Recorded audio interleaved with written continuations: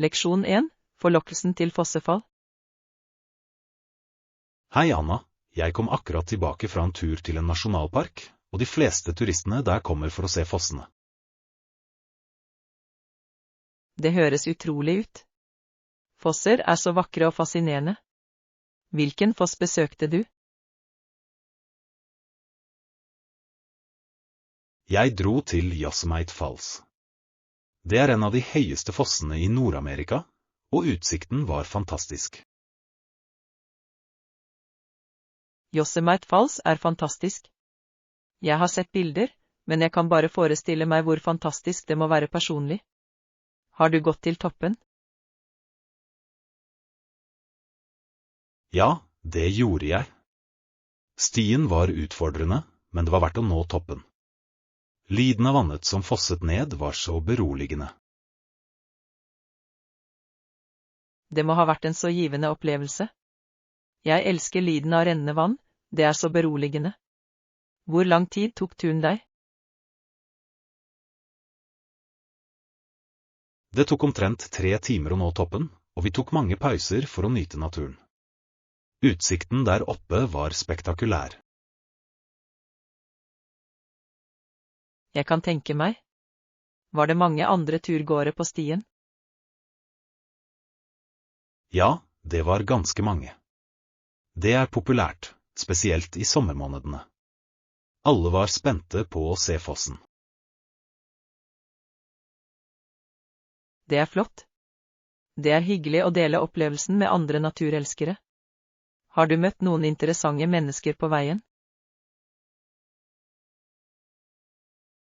Det gjorde jeg. Jeg møtte en familie som reiser til forskjellige nasjonalparker hver sommer. De delte noen tips om andre fossefall å besøke. Det høres gøy ut. Det er så mange vakre fossefall over hele landet. Har du noen spesielle på listen din du vil besøke neste gang? Jeg vil gjerne se Niagara Falls en dag. Selve størrelsen og kraften til henne er fascinerende. Har du vært der? Ja, jeg dro for noen år siden. Tåken fra fossen er forfriskende, og utsikten er helt fantastisk. Du kan til og med ta en båttur for å komme nærmere. Det høres fantastisk ut. Det vil jeg gjerne oppleve. Var det noen aktiviteter du likte mens du var der? Foruten båtturen likte jeg å gå langs de naturskjønne stiene og ta bilder. Fargene på regnbuene skapt av tåken er fantastiske.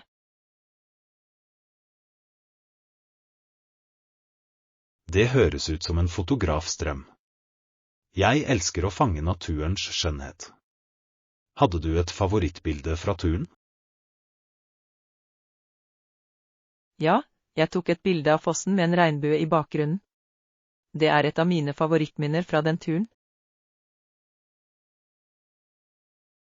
Jeg vedder på at det er et vakkert bilde.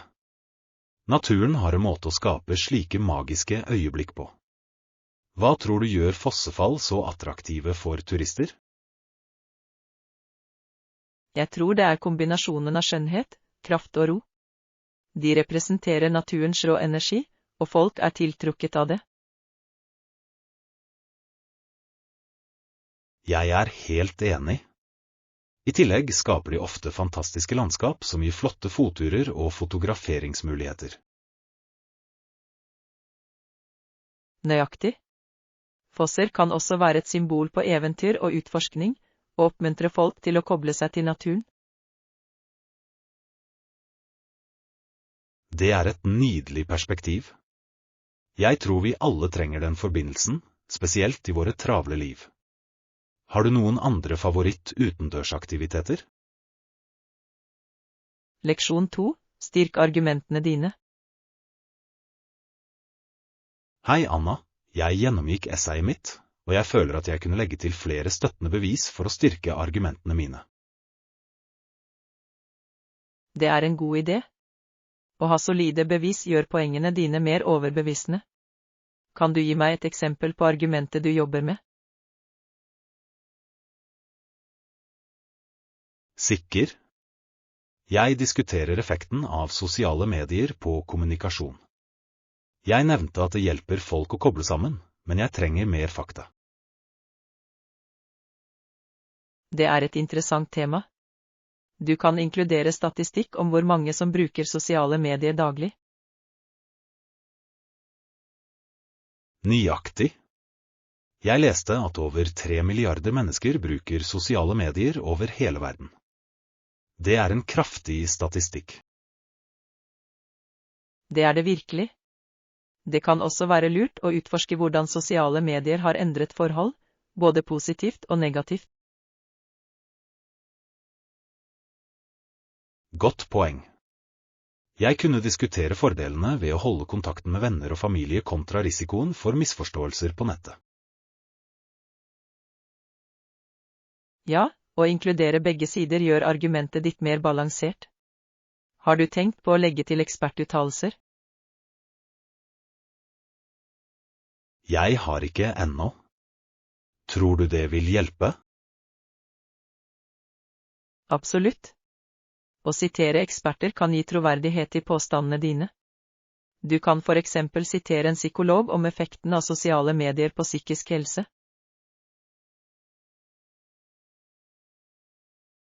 Det er et flott forslag. Jeg skal se etter noen artikler eller studier for å støtte poengene mine. Hva med personlige anekdoter? Personlige historier kan være veldig effektive. De gjør emnet relaterbart og kan illustrere argumentet ditt levende. Jeg liker denne ideen. Jeg kunne dele mine egne erfaringer med sosiale medier og hvordan det har hjulpet meg med å holde kontakten med venner i utlandet. Det vil gi et personlig preg. Bare sørg for at det knytter seg tilbake til hovedargumentet ditt. Selvfølgelig. Det er viktig å holde fokus. Er det andre typer bevis jeg bør vurdere? Du vil kanskje også inkludere case-studier eller eksempler fra det virkelige liv. For eksempel hvordan sosiale medier-kampanjer har mobilisert lokalsamfunn for sosiale årsaker. Det er en overbevisende vinkling. Jeg kunne diskutere bevegelser som MeToo eller klimaendringsaktivisme på sosiale medier. Nøyaktig. Disse eksemplene viser kraften til sosiale medier for å drive endring og bevissthet. Jeg kan se hvordan inkorporering av forskjellige typer bevis vil gjøre essayet mitt mer overbevisende. Definitivt. Det vil hjelpe leserne dine å forstå dybden av problemet og se det fra ulike perspektiver. Jeg setter pris på din innsikt. Jeg vil revidere essayet mitt og sørge for å inkludere disse elementene. Jeg hjelper gjerne. Bare husk å organisere bevisene dine logisk for å bygge en sterk sak. Det er et godt tips. Jeg skal jobbe med strukturen også. Takk for støtten. Leksjon 3. Fascinerende dyreliv. Hei Anna, jeg så på en dokumentar om dyreliv, og jeg lærte at isbjørn er fascinerende skapninger. Det er de virkelig. Jeg ble overrasket over å finne ut at isbjørner kan veie over 1500 pund. Det er enormt. Absolutt. Men bjørnene var enda større enn disse kattene jeg så i dyrehagen. Det er utrolig hvor massive de kan bli. Ja, og den lyse hvite pelsen deres hjelper dem å gli inn i det arktiske miljøet. Den er perfekt for å jakte sel. Høyre. Kamuflasjen deres er imponerende. Jeg lærte også at pelsen deres faktisk ikke er hvit. Den er gjennomsiktig og reflekterer lys. Det er et kult faktum. Det er utrolig hvordan naturen tilpasser dyr til sine omgivelser. Har du sett noen isbjørner personlig? Det har jeg ikke, men jeg vil gjerne besøke et dyrereservat. Å se dem i deres naturlige habitat må være fantastisk. Jeg er enig. Jeg tror den beste måten å sette pris på skjønnheten deres er i naturen. Har du noen gang vært i en nasjonalpark? Ja. Jeg besøkte Yellowstone i fjor. Landskapet var fantastisk, og jeg så noen bisonene streife rundt. Det høres utrolig ut. Bison er slike majestetiske dyr. Fikk du sett noe annet dyreliv? Jeg så noen elg og til og med noen få bald eagles. Det var en stor opplevelse å være vitne til dem i deres naturlige miljø. Det må ha vært spennende. Nasjonalparker er perfekte for å observere dyrelivet og nyte naturen. Definitivt. Jeg elsker hvordan de beskytter habitater for ulike arter. Har du vært i noen nasjonalparker? Jeg besøkte Yosemite for et par år siden. De gigantiske sequoiaene var imponerende, og jeg vandret til noen fantastiske utsiktspunkter. Yosemite er kjent for sin fantastiske natur. Så du noe dyreliv der? Ja, jeg så hjort og til og med et par svarte bjørner på avstand. Det var spennende, men også litt nervepirrende. Jeg kan tenke meg. Det er viktig å respektere deres plass. Lærte du noe interessant om bjørn under besøket ditt? Det gjorde jeg.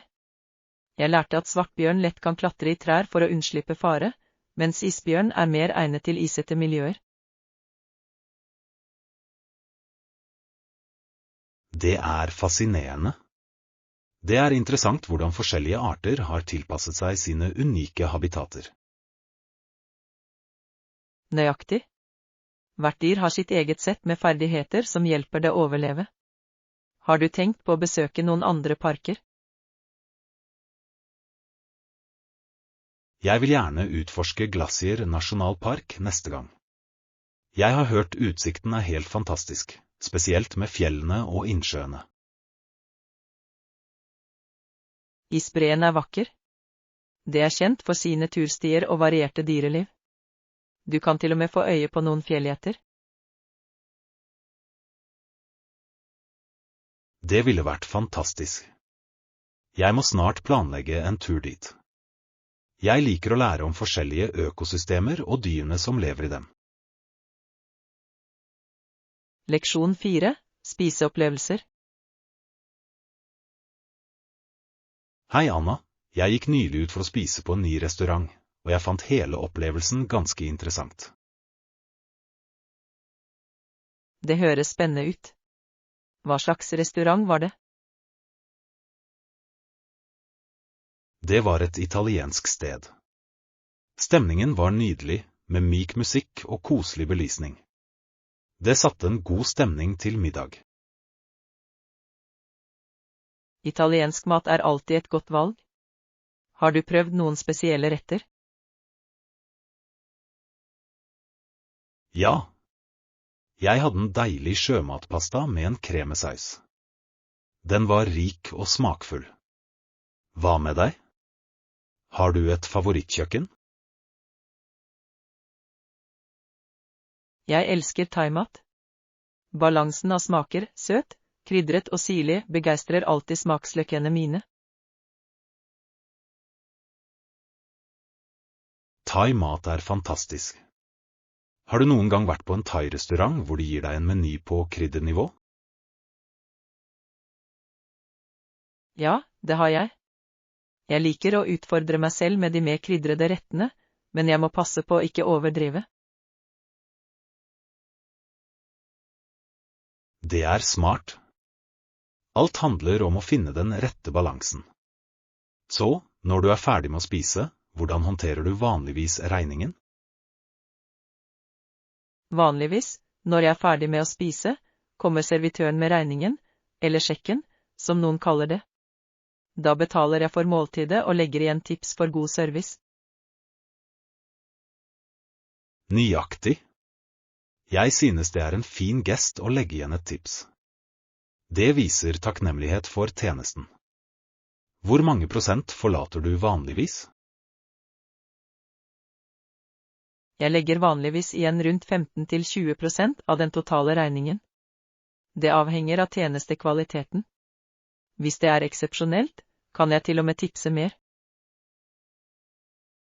Det er rimelig. Jeg har lagt merke til at tippeskikker kan variere fra sted til sted. Har du sett noen overraskende tipspraksis mens du reiser? Ja. I noen land er det ikke vanlig med tips i det hele tatt, mens det i andre er forventet. I Japan kan for eksempel tips oppfattes som uhøflig.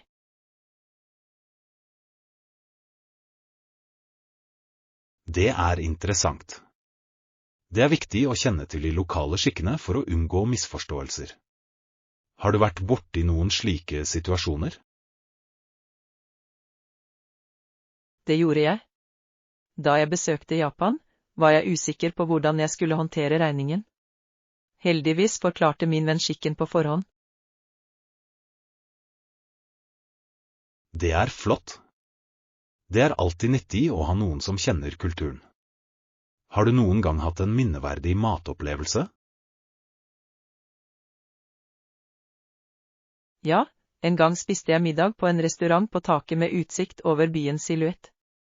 Utsikten var fantastisk, og maten var utsøkt. Det høres magisk ut. Kombinasjonen av god mat og en fantastisk utsikt kan gjøre et måltid uforglemmelig. Hva bestilte du?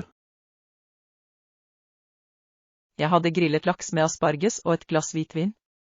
Det var en perfekt sammenkobling. Hva med deg? Noen minneverdige måltider?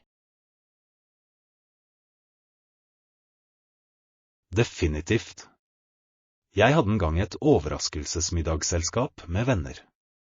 De lagde favorittrettene mine, og vi hadde en fantastisk tid sammen. Det høres deilig ut. Å dele måltider med venner kan skape de beste minnene. Hadde du en spesiell dessert å feire? Ja, de har laget en sjokoladekake, som er min favoritt. Det var den perfekte avslutningen på en fantastisk kveld.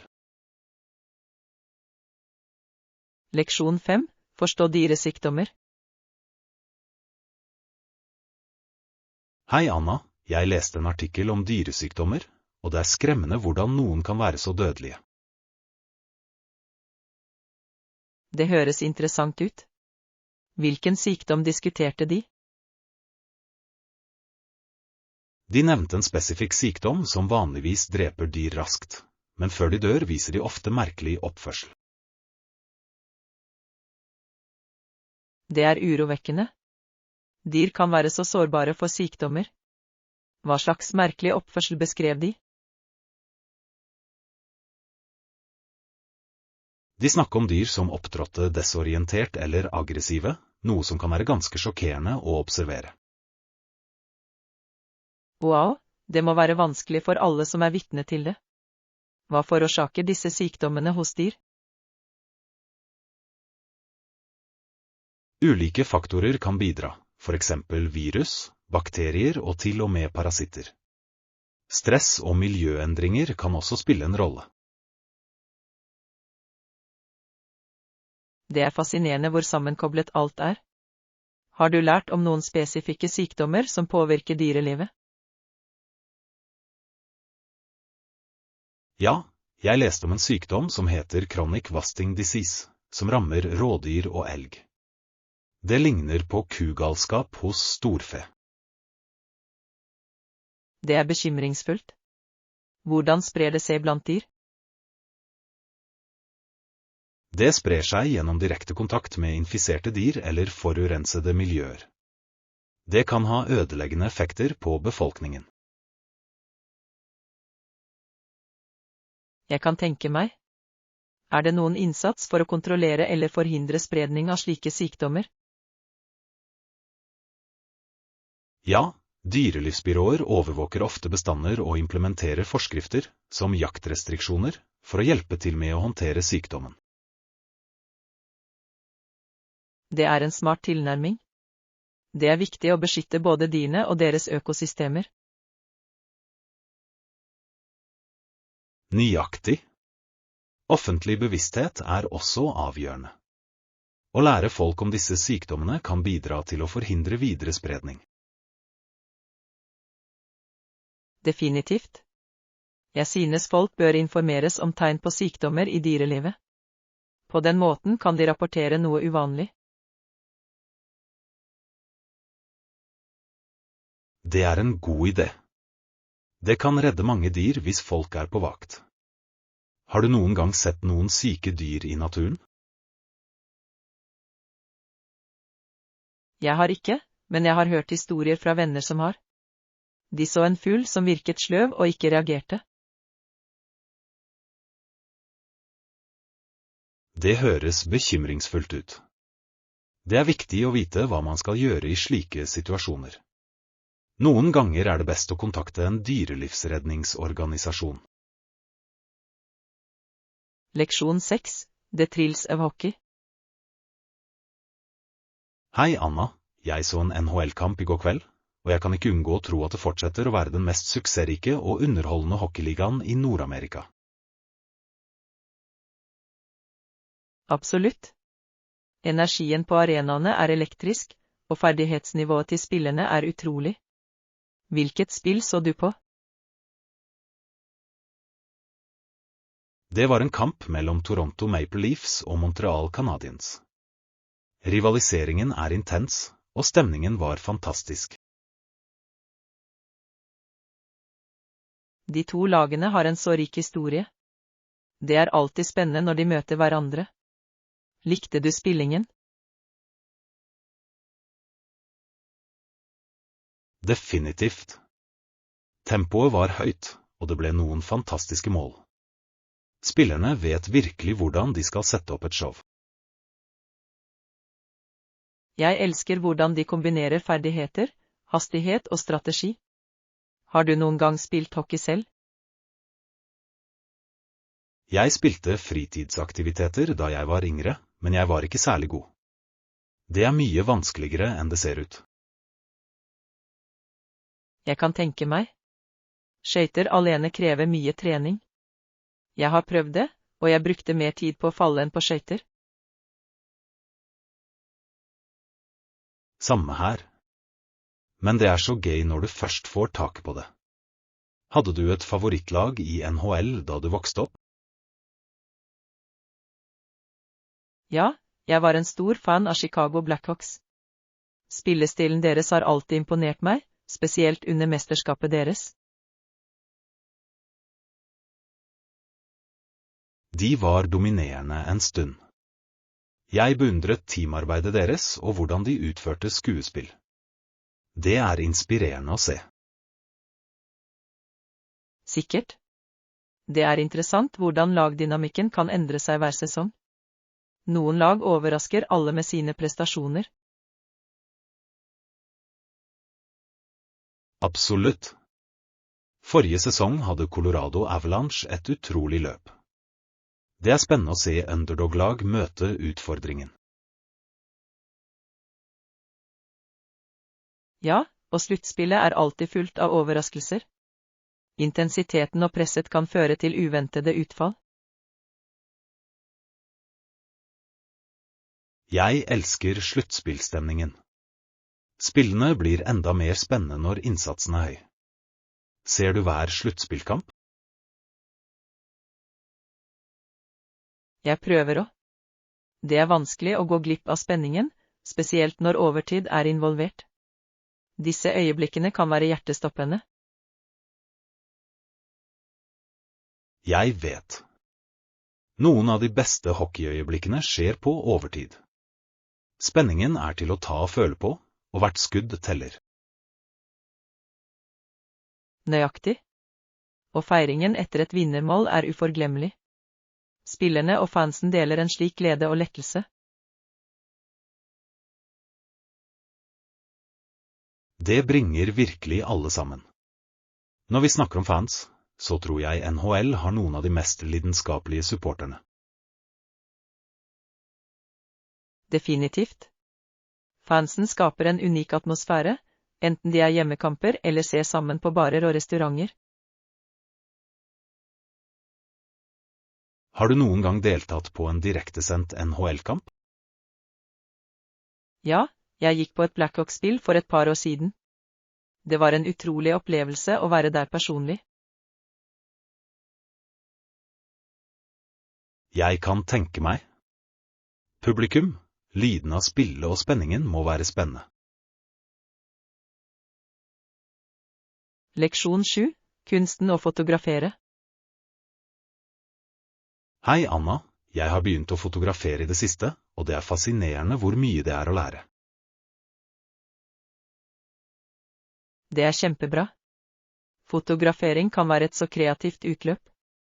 Hvilket aspekt fokuserer du på? Jeg prøver å forstå stabilisering og autofokus. Disse funksjonene er viktige for å ta skarpe bilder.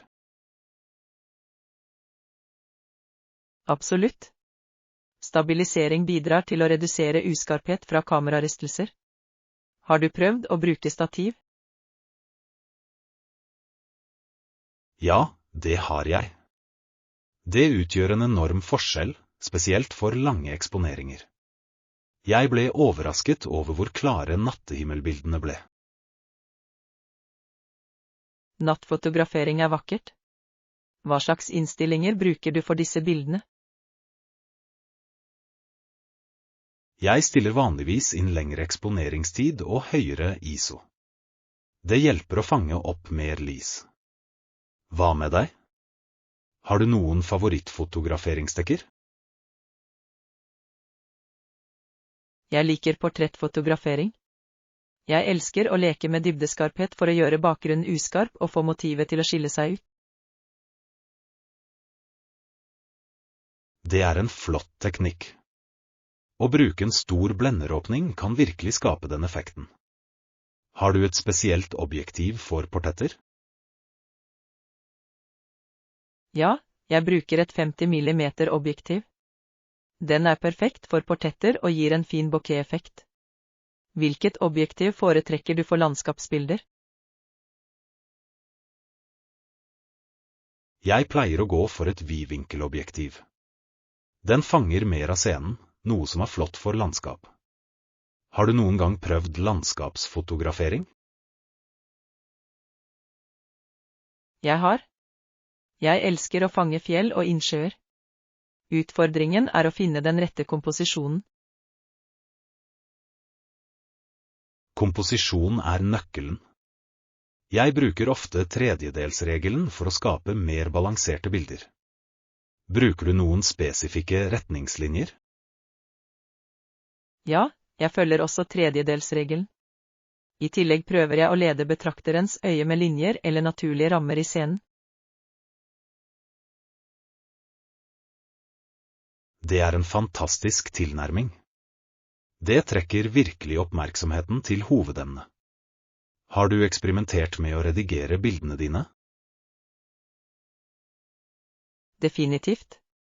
Etter behandling kan forbedre bildene betydelig. Jeg bruker programvare for å justere lysstyrke og kontrast, og noen ganger leker jeg med farger.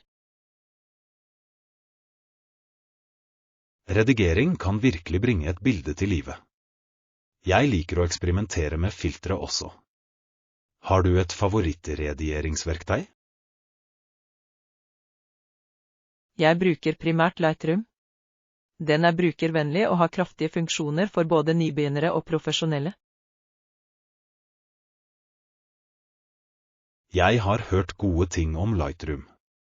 Jeg kan prøve det. Hvilke råd vil du gi til noen som nettopp har begynt med fotografering? Øvelse er viktig. Eksperimenter med ulike innstillinger og emner. Ikke vær redd for å gjøre feil, de hjelper deg å lære.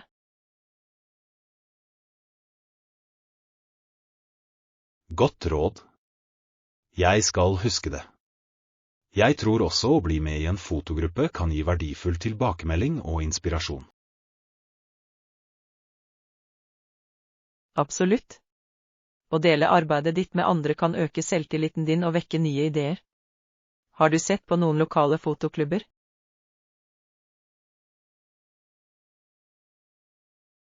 Ja, jeg fant et par klubber som møtes jevnlig.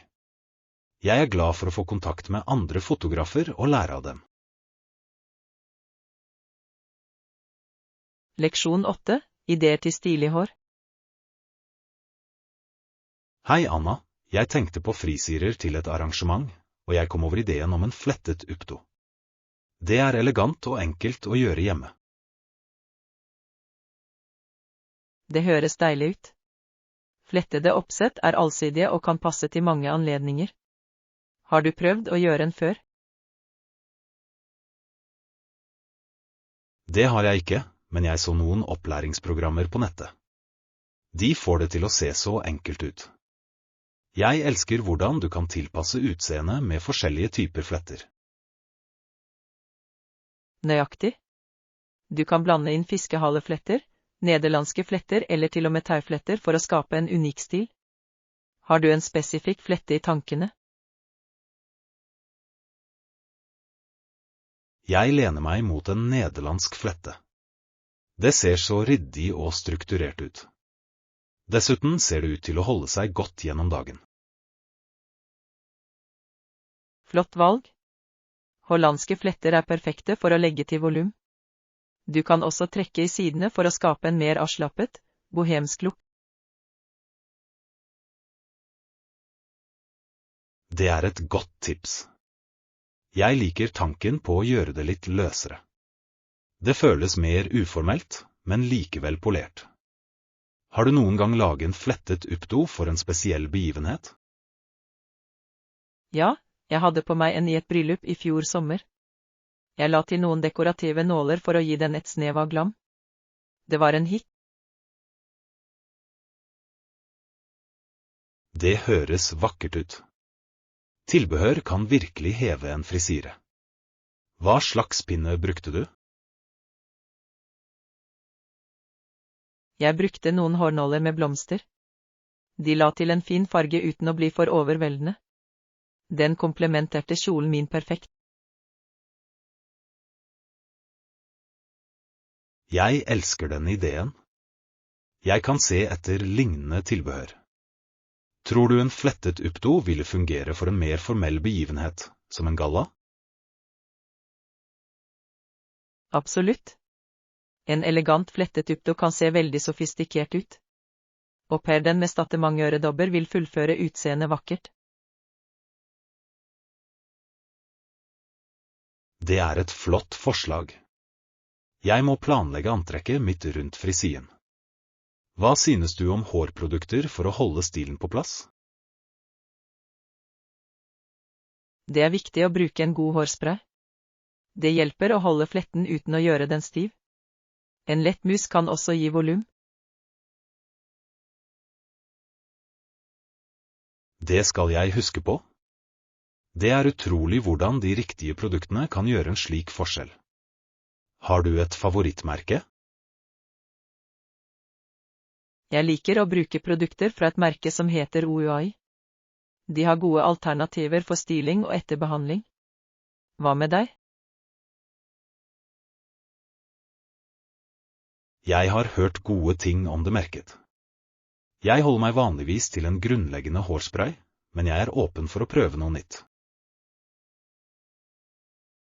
Å eksperimentere med forskjellige produkter kan hjelpe deg med å finne det som fungerer best for din hårtype. Alt handler om prøving og feiling. Det er sant. Jeg er spent på å prøve den flettede uppdo. Kanskje jeg til og med vil øve før arrangementet for å føle meg mer selvsikker. Definitivt. Å øve noen ganger vil hjelpe deg med å få ned teknikken. Dessuten er det gøy å prøve nye stiler.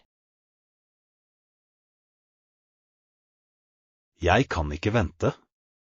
Jeg skal fortelle deg hvordan det blir. Det er fint å ha et stilig alternativ som også er enkelt å gjøre hjemme. Sikkert. Og ikke nøl med å spørre hvis du trenger flere tips eller ideer. Jeg hjelper alltid gjerne med hårinspirasjon. Takk, Anna. Jeg setter pris på det. Jeg gleder meg til å vise frem min nye frisyre. Leksjon 9. Utforske helsevesenet. Hei, Anna.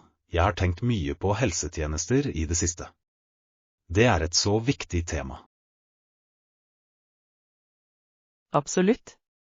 Hva er spesielt interessert i helsevesenet? Jeg er fascinert av hvordan helsevesenet fungerer og måtene de kan forbedre pasientresultatene på. Det er et flott perspektiv. Jeg finner fremskritt innen teknologi, som telemedisin, veldig interessant. Det endrer hvordan vi får tilgang til omsorg. Ja, telemedisin har gjort det lettere for folk å oppsøke leger uten å reise lange avstander. Har du noen gang brukt det? Jeg har. Det var praktisk når jeg trengte en konsultasjon for et mindre problem. Jeg kunne snakke med en lege hjemmefra. Det er en stor fordel. Jeg tror også forebyggende omsorg er avgjørende. Å lære folk om sunne vaner kan redusere behovet for mer seriøse behandlinger senere. Jeg er helt enig. Regelmessige kontroller og screeninger kan fange opp problemer tidlig. Hva mener du er de største utfordringene i helsevesenet i dag?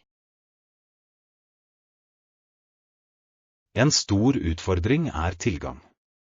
Ikke alle har samme grad av tilgang til kvalitetspleie, noe som kan føre til ulikheter i helseutfall.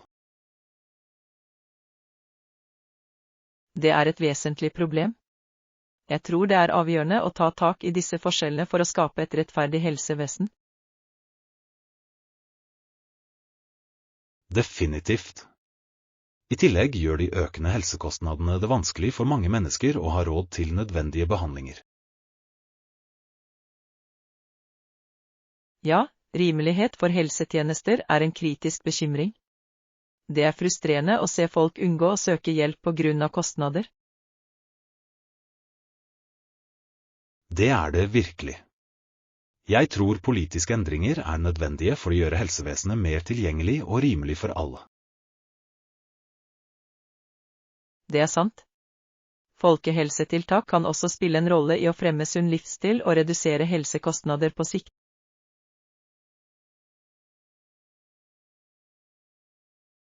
Høyre. Fellesskapsprogrammer som fokuserer på ernæring og trening kan ha en positiv innvirkning. Har du sett noen vellykkede programmer i ditt område? Ja, det er et lokalt initiativ som tilbyr gratis treningstimer og workshops om sunn mat. Det oppmuntrer folk til å ta ansvar for helsen sin. Det høres fantastisk ut. Fellesskapsstøtte kan gjøre en stor forskjell når det gjelder å motivere enkeltpersoner til å leve sunnere liv. Det synes jeg også.